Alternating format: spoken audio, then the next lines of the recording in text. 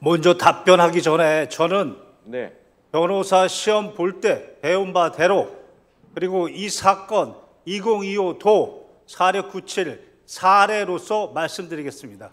말씀드린 대로 법원행정처장께서는 2025년 3월 28일부터 모든 대법관이 전원합의체 심리를 위해서 모든 기록을 보았다고 말씀하셨습니다.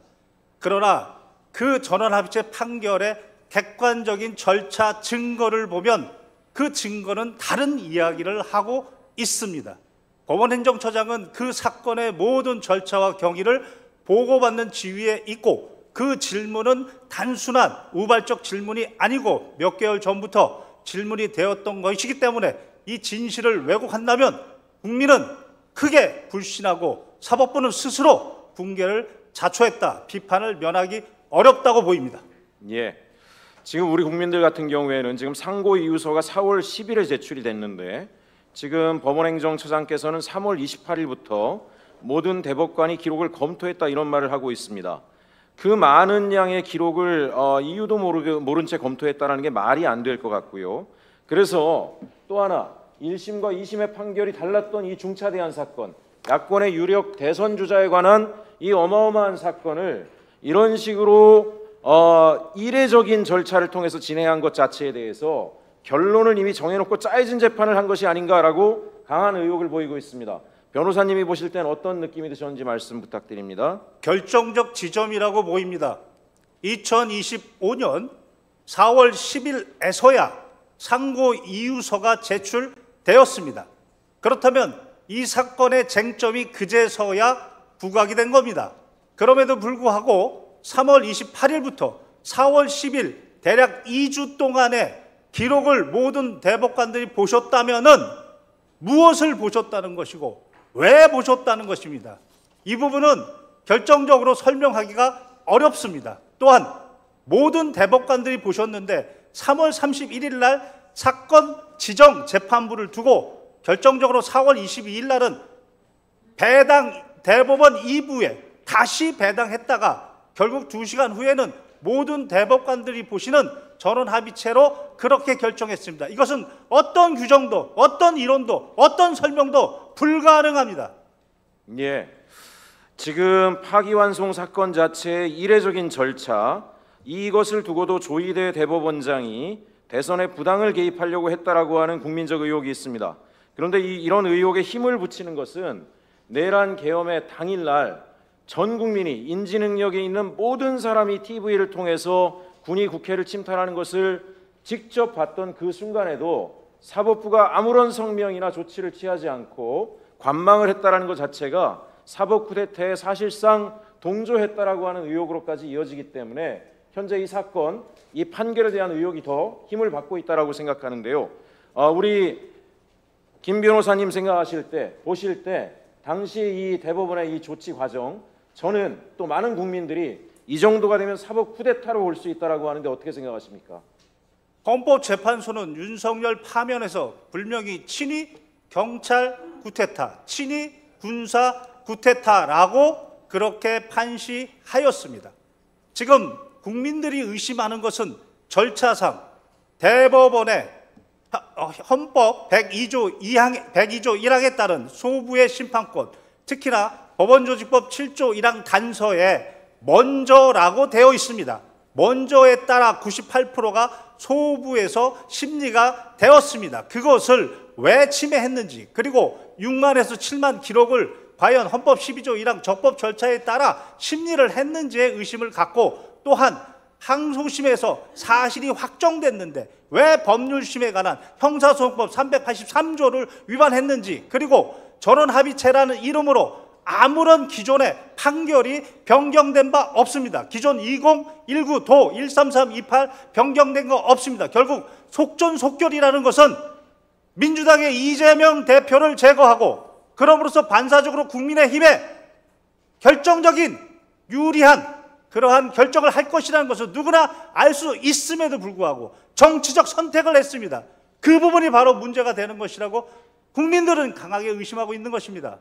예, 오늘 저희 의원들이 이곳에 와서 로그 기록에 대한 자료들을 요청드리고 있는데 계속 행정처장님께서는 관련된 기록을 우회적으로 회피하시면서 지금 보여주는 것에 대해서 거부하고 계십니다. 그래서 의심이 더 많은데요. 사실 저는 이런 의심을 하고 있습니다. 결론을 미리 짜놓고 전원합의체에 결론을 미리 짜놓고 형식 요건을 갖추기 위해서 소부를 잠시 소집을 하는 모양을 갖췄다가 2시간 만에 전원합의체로 가고 결국은 그런 여러 가지 절차적 실질적으로 내용을 그런 흠결이 있기 때문에 이런 내용들을 우리가 지금 재판 내용이 아니라 절차의 적절성을 보겠다라고 하는 건데 이것조차도 지금 거부하고 있다라고 생각합니다.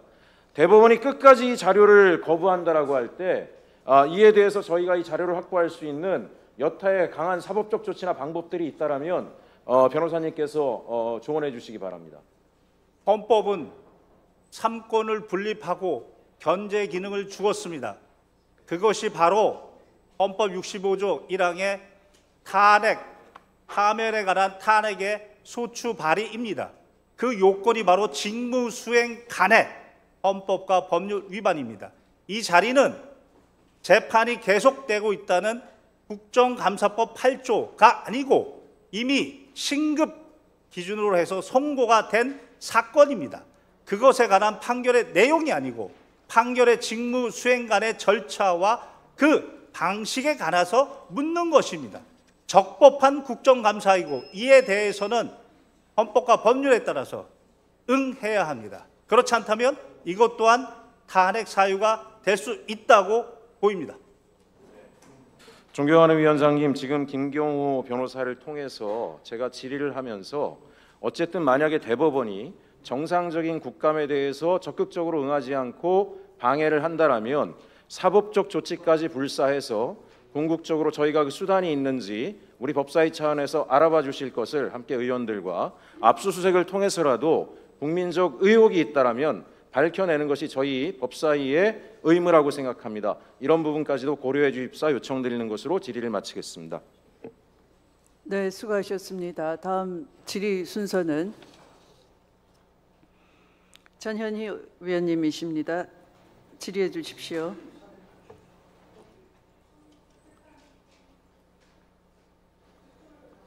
마이크 버튼 눌러주세요.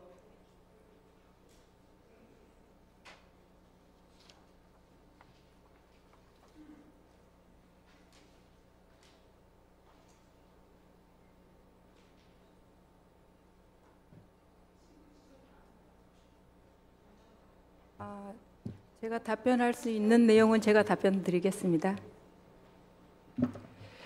이재명 후보의 그 기록 분량이 트럭 한 대분이라고 하는데 맞나요? 종이 기록으로 200책이 넘는 것으로만 알고 있습니다. 그건 직접 보지 못했군요. 네. 네, 약 7만여 페이지에 달하는 종이 기록이라고 합니다. 근데 우리 종이 기록이 아마 공판 기록, 또 증거 기록, 변호인 의견서 등등을 다 포함한 전체 기록이겠죠. 근데 아시다시피 우리 민법상의 문서는 원칙적으로 종이 문서를 의미합니다. 그런데 전자문서도 서서히 이제 허용되는 중이기는 합니다. 법원에서는 이런 전자문서 기록이 언제부터 법적으로 허용이 됐나요? 행정처장님 답하시겠어요? 예, 그거는 우리 정보화 실장님한테 한번 네, 물어보시겠습니다. 정보화 실장님 답해 주세요. 네, 정보화 실장입니다.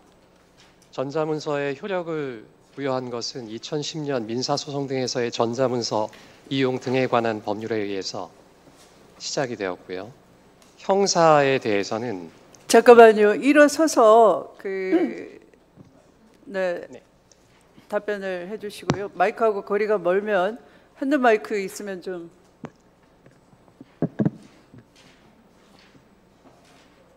네, 정보화 실장입니다. 정보화 실장 원호신입니다. 민사에서는 2010년도부터 전자문서가 민사소송법상 종이문서와 동일한 효력을 갖게 되었습니다.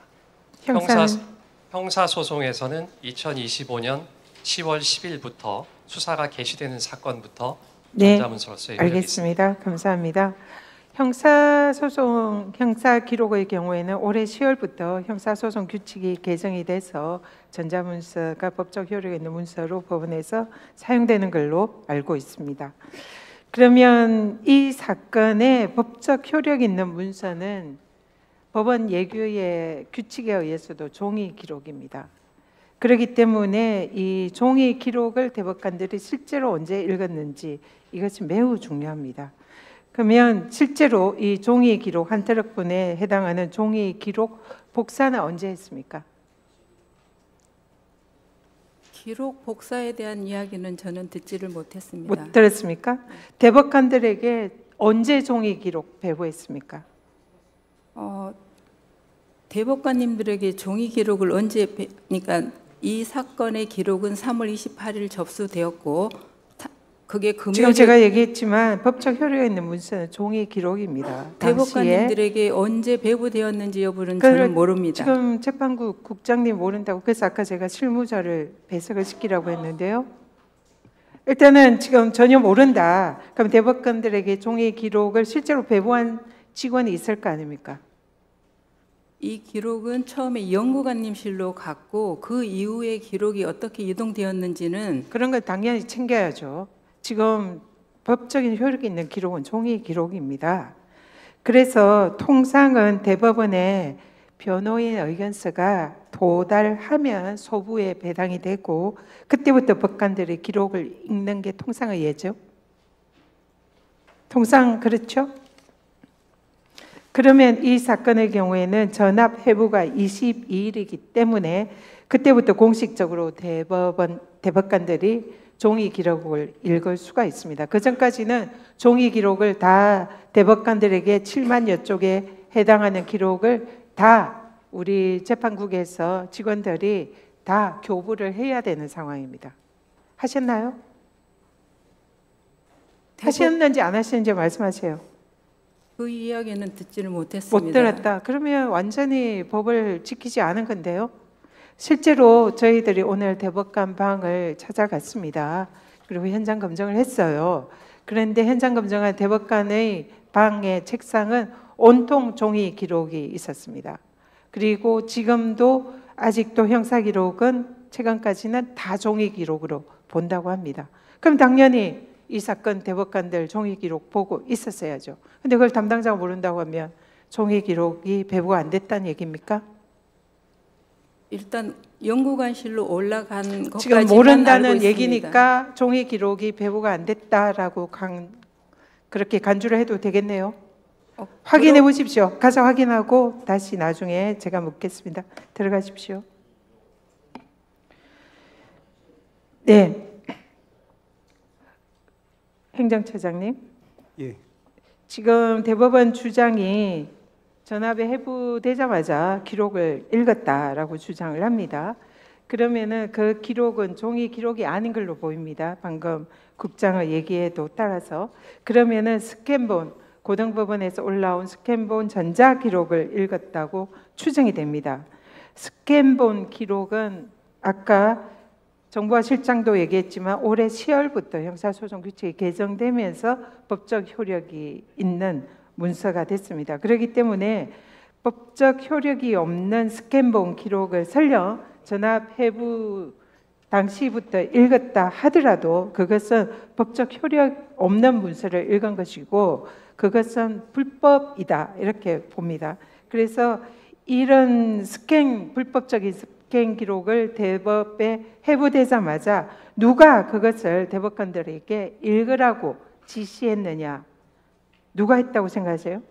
한 가지만 먼저 말씀을 좀 드리겠습니다. 제가 묻는 것만 답하시고 그 다음에 말씀하십시오.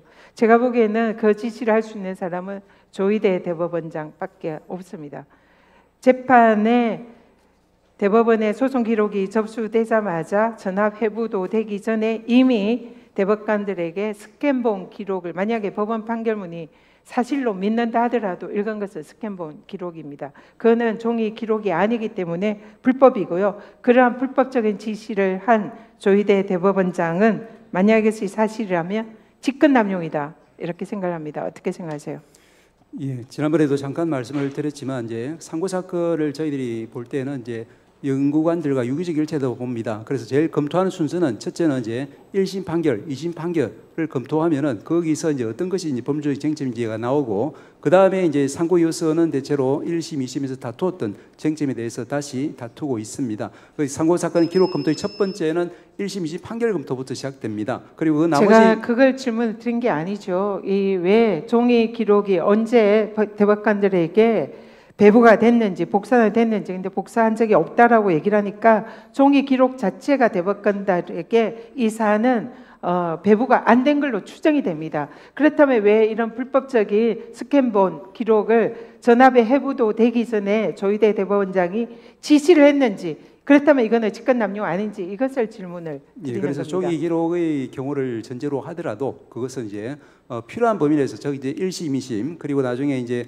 그 상고 요소를 통해서 이제 압축되는 법률적인 쟁점에 대해서 법률심인 상고심으로서 그 필요한 부분에 한해서 이제 필요한 종이 기록 부분을 보기도 하는데 이 부분이 이제 예를 들면 연구관들을 통해서 보고서를 통해서 이제 그 사실관계를 정리해서 보기도 하고 또 필요한 처분 문서라든지 중요한 부분을 직접 이제 제가 묻는 질문에 대한 답을 하시는 건 아닌 것 같고요. 대법원에 아까 사무국이랑 한번 가서 살펴보십시오. 종이 기록을 언제 대법관들에게 배부했는지를 확인을 해서 다시 저에게 나중에 질의에 말씀 주시기 바랍니다. 이상입니다. 네, 수고하셨습니다. 다음 질의 순서는 박균택 위원님 질의 순서이십니다.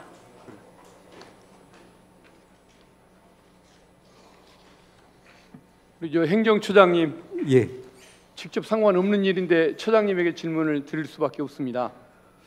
그 조희대 대법원장님이 한독수 총리와의 만남에 대한 그 의혹, 이걸 제대로 해명했다고 보십니까? 예, 제가 여러 차례 답변할 때 저는 이제 사실은 일반론 내지는 그리고 이제 추정, 추론에 기해서 이야기를 지금까지 해왔는데 거기에 대해서 또 여러 질타가 있었습니다. 그래서 제가 그 부분은 뭐 말할 수 없는 부분, 알 수 없는 부분이기 때문에 뭐라고 답변하기가 곤란하지만 다만 우리 대법원장님께서는 그런 일이 절대 없다라고 여러 차례 기회 있을 때마다 말씀하신 것으로 알고 있습니다. 그런데 안타깝게도 제가 보기에는 우리 대법원장님은 언어 해석 문제만 계속 내고 있고 명쾌한 답을 못 주시는 것 같습니다. 1차 입장문에 보면 한독수와 논의한 적이 없다면서 만난 적이 없단 말씀을 안 했습니다. 그러면 만났을 수는 있단 말이냐 하니까 2차 입장문에서 한독수 총리를 특정 기간 동안 만난 적이 없다라고 했습니다. 그러면 다른 시기에 만난 적은 있단 말이냐 이런 의문이 계속 나온 거죠. 그런데 이제 서면 답변에 국회에 제출한 걸 보면 질의하신 내용과 같은 만남이 없었다 이렇게 말씀을 합니다. 그러면 질의했던 그 내용과 다른 만남은 있었다는 뜻이냐 이 의문이 드는 겁니다. 근데 이번에 국회에서 제가 반문을 하고 싶었지만 답변하고 떠나시는 바람에 따로 질문을 못 했는데 보면은 언급된 한독수라는 이름도 직접 얘기를 안 하십니다. 언급된 사람들과 일절 사적인 만남을 가진 적이 없다 이렇게 말씀하시면 그러면 공적인 만남은 있었다는 뜻인 거 아닙니까? 왜 그렇게 명쾌한 답변을 못 주시는지 저는 좀 의문스럽습니다. 그래서 저는 우리 대법원장님의 제5차 답변이 여전히 필요하다 이렇게 말씀을 좀 드리고 싶습니다. 그리고 이제 우리 처장님께 질문을 드리겠습니다. 최근에 그 한독수 총리 또 내각의 장관들 윤석열 전 대통령 나오는 CCTV 영상 처장님 보셨습니까? 보지를 못했습니다. 예, 언론에 보도된 걸 보면 한번 봐주십시오. 한독수 총리가 내각의 장관들과 또 윤석열과 어떤 개헌 관련 서류를 주고받고 또 꼼꼼히 그 부분 봤습니다. 보였습니까? 예. 꼼꼼히 챙기고 또 심지어는 또 어느 장관은 웃으면서 대화하는 장면이 나옵니다. 내란을 성공시키려는 적극성, 치밀함이 거기 다 담겨 있는데 법원에서 특검이 신청한 구속영장을 기각을 했습니다. 그리고 법무부 장관 박성재 전 장관은 내란을 말려야 할 위치에서 말린 것이 아니고 거기에 가담을 한 걸로 분명히 드러나 보입니다. 불법 비상계엄 선포 이후에 법무부에 와서 검사 파견을 검토하도록 지시하고 교정시설의 수용 여력을 점검하도록 했습니다. 출국금지 담당 직원의 출근을 지시를 했습니다. 그러면 윤석열의 불법 비상계엄 사태, 이 실행 계획을 치밀하게 이행하는 가담 행위를 저지른 거 아닙니까? 그런데 위법성의 인식이 어떻다? 초등학생들도 국어만 할 줄 아는 사람이 헌법 법문을 봤을 때 이게 불법이라는 걸 알 텐데 위법성에 대한 인식이 어떻다? 도주 증거의 인멸의 우려가 어떨까? 이런 표현을 하면서 기각을 했습니다. 이게 과연 국민의 눈높이에 맞는 일이냐? 이래서 어떤 내란 전담 재판부 얘기가 나오는 것이 아닌가 싶습니다. 지금 형사 판결에 대해서 국민 사법참여재판법 배심제를 지금 우리가 시험적으로 시행하고 있지 않습니까? 예. 그래서 저는 이런 내란 사건에서도 이러는데 일반 사건에서는 그러면 부당한 영장 기각이 없겠는가?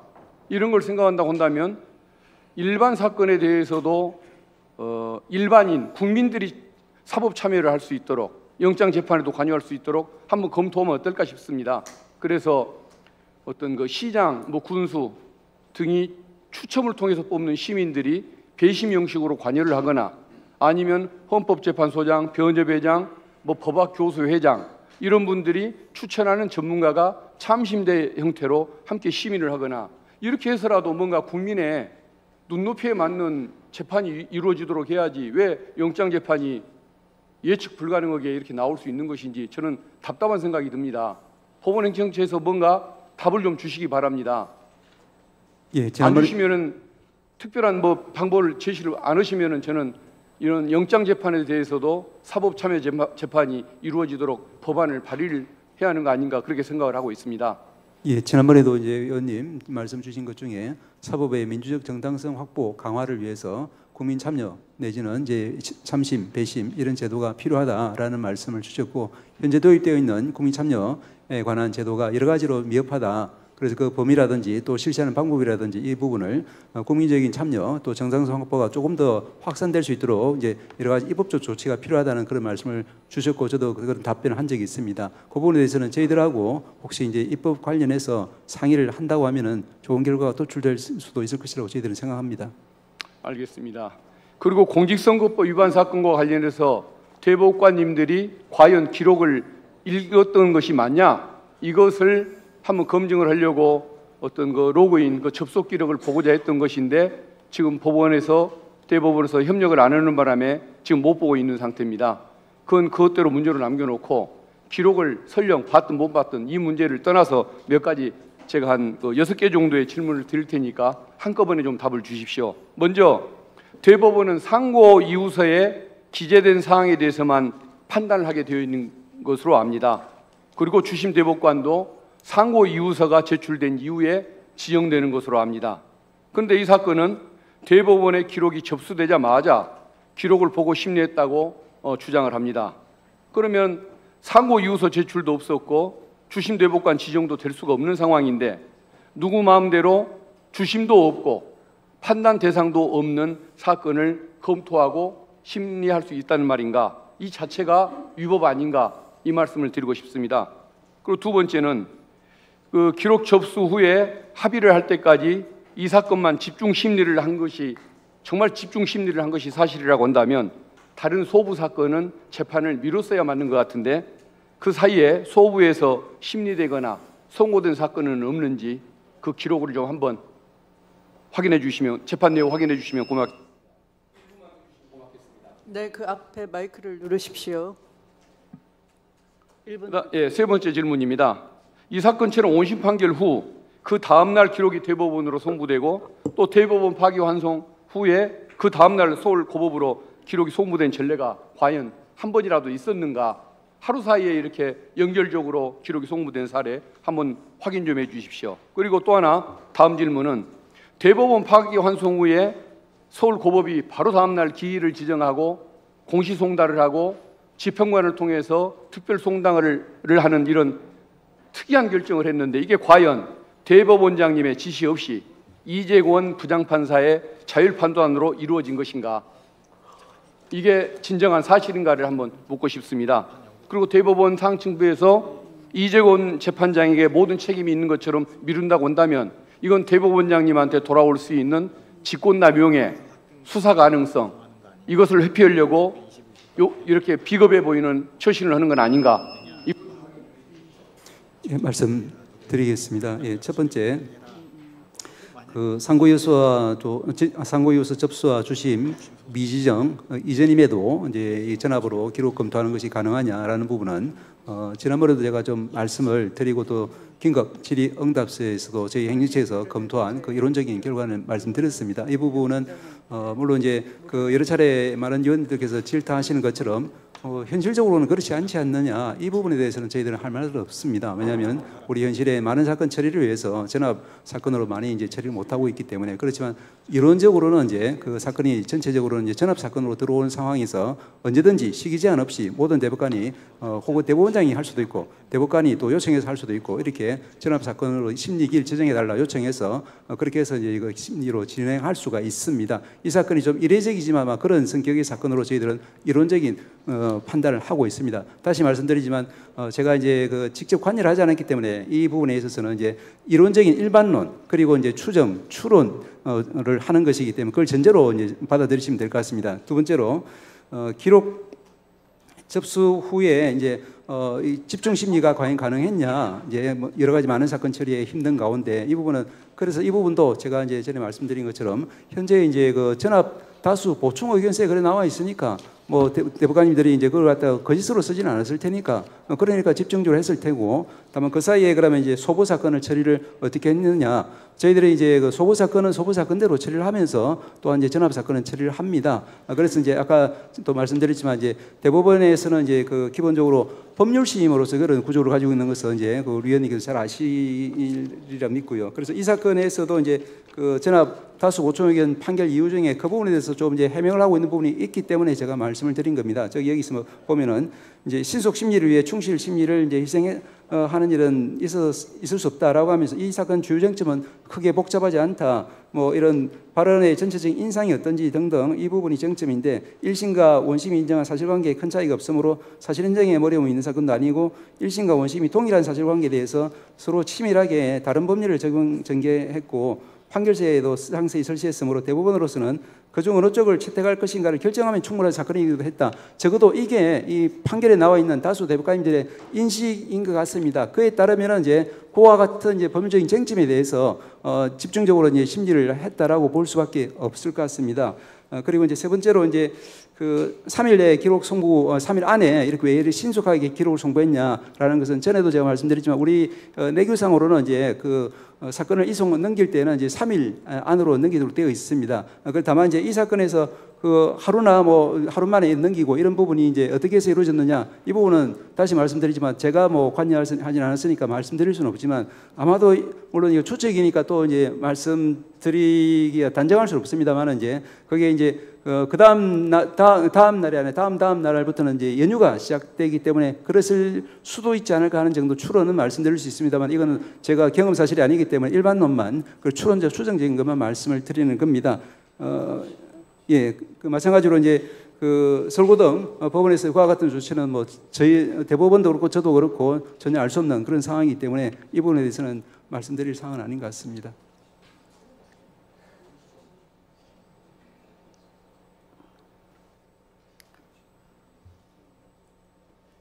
행정처장님, 예, 국정감사를 법률에 따라서 하고요. 헌법과 네. 법률에 근거해서 하는 겁니다. 예, 헌법을 위태롭게 하거나 법률을 작동하지 못하게 하는 것은 사법부가 할 일이 아닌 거죠. 예. 그런데 지금 행정처장님 답변은 저는 추정과 추론을 할 뿐입니다 하면서 이 국감을 불능화를 시키고 있어요. 사실 국감을 사실상 방해하고 계시는 겁니다. 지금이라도 현장 국감 취지에 맞게끔 사실 확인을 해서 답변해 주시기 바랍니다. 첫 번째 질의하신 이성윤 위원님의 질의는 얼마든지 이 자리에서 가능합니다. 실무자를 통해서 금방 확인하실 수 있습니다. 행정처장님 스스로가 국회에서 한 답변과도 많이 모순되는 것이죠. 여러 차례 진술을 번복하셨습니다. 이 스캔한 문서를 봤을 수도 있다 이렇게도 말씀을 하셨어요. 그러면 그런 것들이 스캔도 일종의 초기 전자화의 작업이겠죠. 그렇다면 그런 기록은 접속을 하면은 접속한 흔적이 다 남아 있는 것이기 때문에 그 접속한 흔적에 대해서 지금 확인이 가능하십니다. 실무자로 하여금 확인해서 접속 기록이 남아 있다라든지 안 남아 있다라든지 확인해 주시기 바랍니다. 자, 계속해서 진행하겠습니다. 위원장님 한 말씀만 말씀하신 부분 관해서 잠깐만 말씀을 드려도 되겠습니까? 네. 예.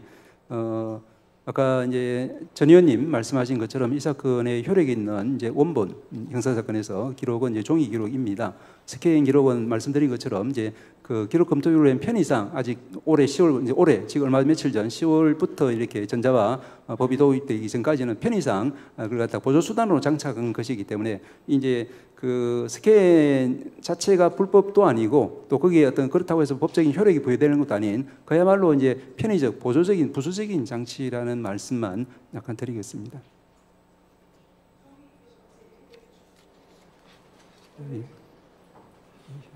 보조적인 장치라면은 얼마든지 접속 기록을 보여주실 수 있겠네요. 그 보조적인 장치마저도 거부할 이유는 없겠네요. 그 자체를 심리와 재판에 관여하는 것도 아니기 때문에. 예, 다만 이제 행정처장님의 말씀을 인용을 해서 다시 촉구합니다. 그러면 로그 기록을 열람하고 볼 수 있도록 즉시 조치해 주시기 바랍니다. 다음 질의 순서는 서영교 위원님이십니다. 시작해 주십시오.